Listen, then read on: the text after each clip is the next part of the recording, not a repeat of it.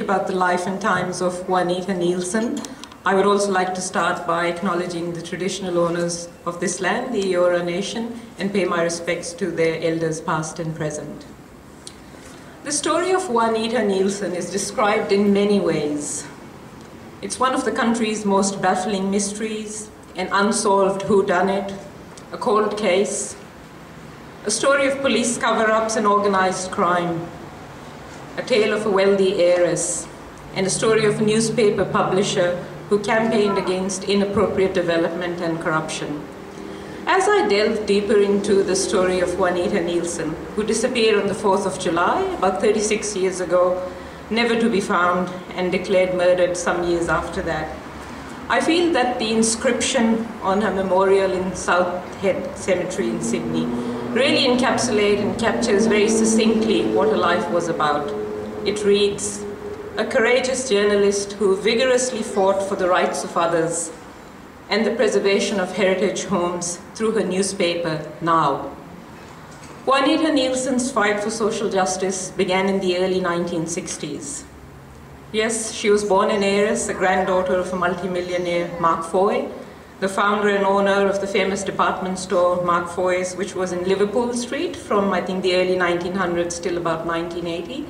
And you may know the building now is the Downing Centre Court.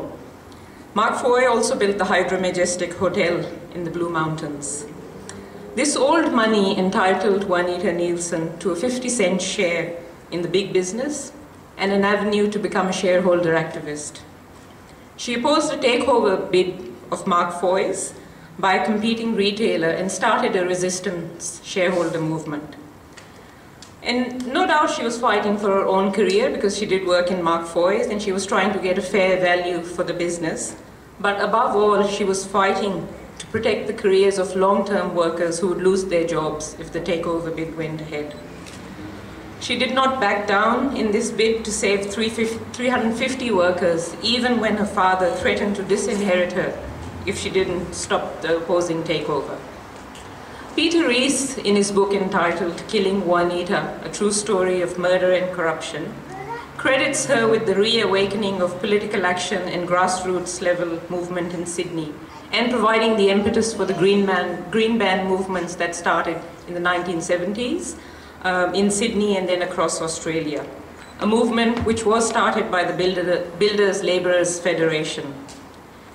And it is really responsible for preserving many of parts of Sydney we all love and deeply care for, including Centennial Park, Hunters Hill, Glebe, The Rocks, Woolloomooloo.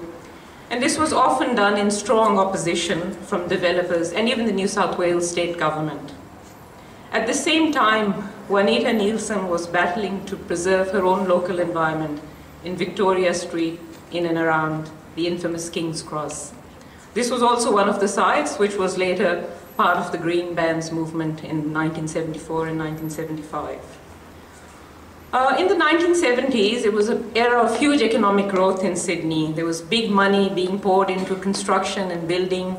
Developers were setting their sights on old heritage terraces and houses, wanting to displace them and the bushland and replace them with high-rise, high-density buildings. This was also a time of corruption and crime in the underbelly of Sydney, where police and criminals intermingled daily, and often the line between the two was quite indistinguishable. It was during these very difficult and seedy times that Juanita Nielsen demonstrated immense courage, passion, and community leadership by starting a grassroots movement to stop excessive and inappropriate development in and around her neighborhood, especially a 345-story tower development, which was being proposed by a wealthy businessman turned property developer, Frank Thiemann.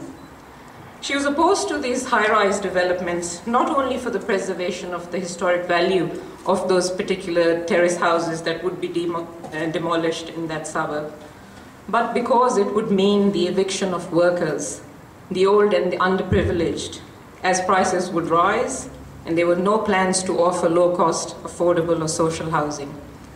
Juanita's passion for activism took many forms. Firstly, she refused to sell her house. She was offered about $200,000 in 1973, which was big money.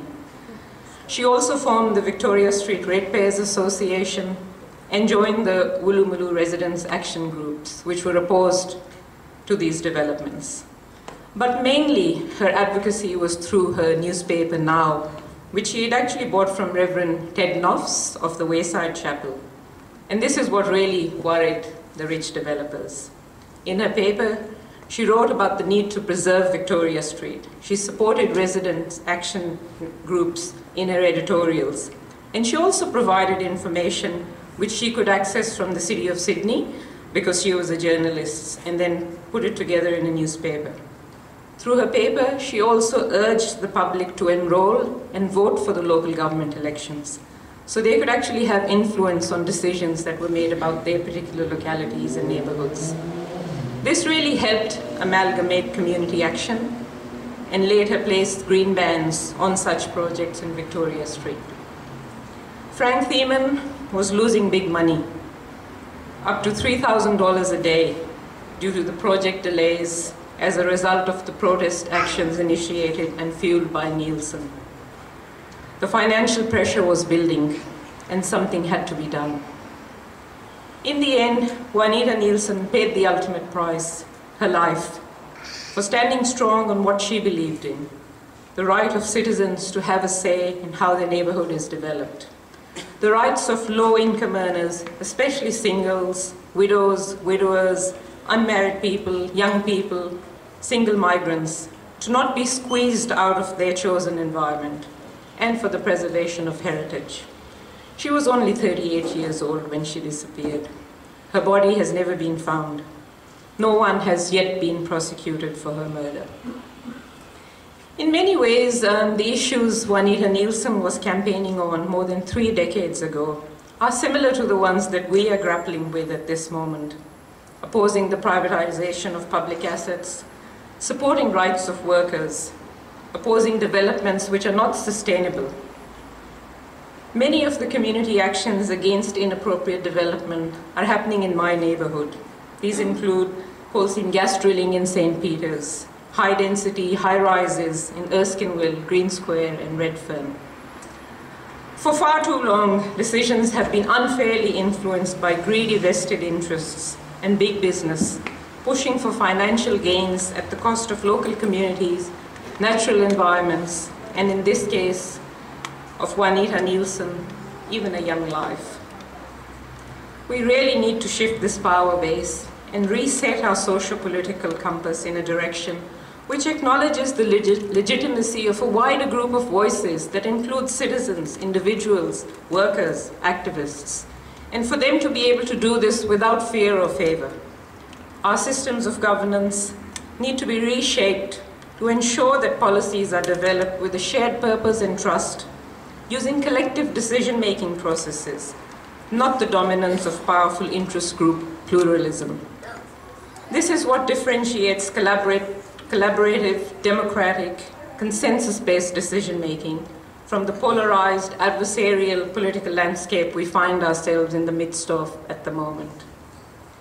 If Juanita Nielsen were alive today, she'd be 74 years old, exactly the same age as my mother. Another woman I greatly admire and respect, and who has influenced and inspired me to stand up for what I believe in. I have no doubt that Juanita would have continued to be a strong voice for democratic decision-making and social justice. She did not shy away for saying what she believed was true and just. Dissatisfied with greedy developers wanting to destroy King's Cross for large profits, she once wrote, "It's not hard to understand Mr. Thiemann's keenness to maximize development on his huge amalgamation. To hell with aesthetics and the urban and human environment." Some things haven't changed. We still need many more courageous women and men like Juanita Nielsen to make sure that social justice and environmental protection are at the forefront of our thinking and politics. I'm extremely proud that one such voice from New South Wales, Senator-elect Lee Rhiannon, will now be in the Australian Parliament and continue the work of activists such as Juanita Nielsen. At some point in her life, Juanita Nielsen made a choice. a choice between leading the safe and comfortable life of a rich heiress, or choosing a dangerous yet gutsy and fearless path to stand up for what she believed in. She chose the latter and left us a legacy I really feel privileged to relate tonight and to uphold in the future.